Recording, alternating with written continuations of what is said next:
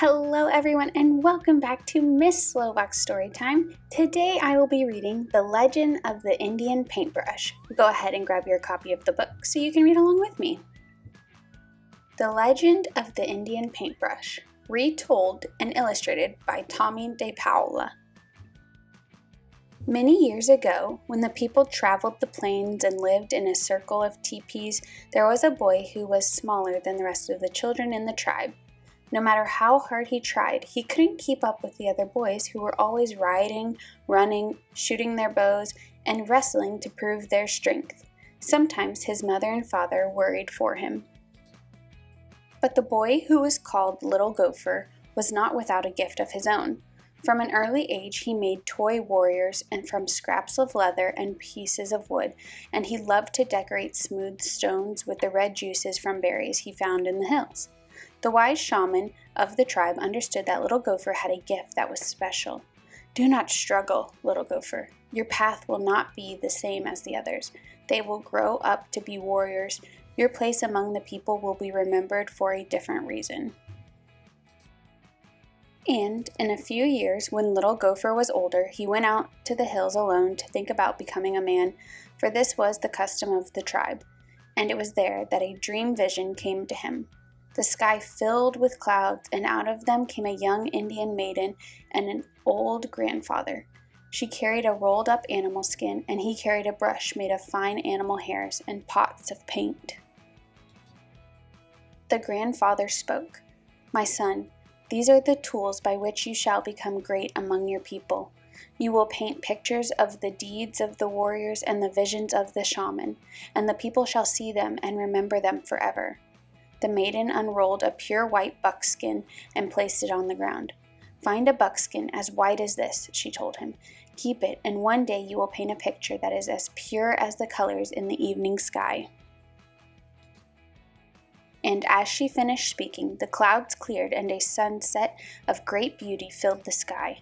Little Gopher looked at the white buckskin, and on it he saw colors as bright and beautiful as those made by the setting sun.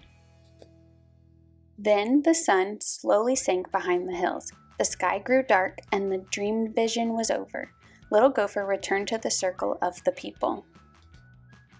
The next day he began to make soft brushes from the hairs of different animals and stiff brushes from the hair of the horses' tails. He gathered berries and flowers and rocks of different colors and crushed them to make his paints. He collected the skins of animals which the warriors brought home from their hunts. He stretched the skins on wooden frames and pulled them until they were tight. And he began to paint pictures of great hunts, of great deeds, of great dream visions, so that the people would always remember.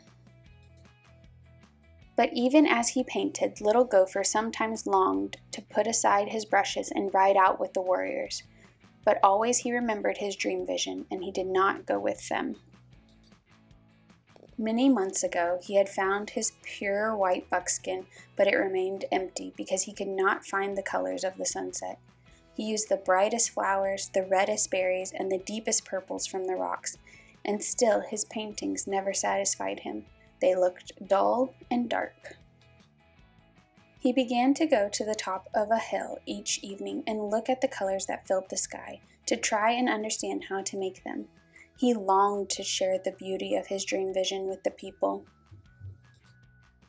But he never gave up trying, and every morning when he awoke, he took out his brushes and his pots of paints and created the stories of the people with the tools he had. One night, as he lay awake, he heard a voice calling to him, "Because you have been faithful to the people and true to your gift, you shall find the colors you are seeking. Tomorrow, take the white buckskin and go to the place where you watch the sun in the evening. There, on the ground, you will find what you need." The next evening, as the sun began to go down, Little Gopher put aside his brushes and went to the top of the hill as the colors of the sunset spread across the sky. And there, on the ground all around him, were brushes filled with paint, each one a color of the sunset. Little Gopher began to paint quickly and surely, using one brush, then another. And as the colors in the sky began to fade, Little Gopher gazed at the white buckskin, and he was happy. He had found the colors of the sunset.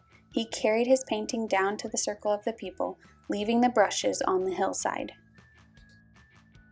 And the next day, when the people awoke, the hill was ablaze with color, for the brushes had taken root in the earth and multiplied into plants of brilliant reds, oranges, and yellows. And every spring from that time, the hills and meadows burst into bloom. And every spring, the people danced and sang the praises of Little Gopher who had painted for the people. And the people no longer called him Little Gopher, but he who brought the sunset to the earth. The end. Thanks for watching. Be sure to like, subscribe, and follow along for more videos. Bye!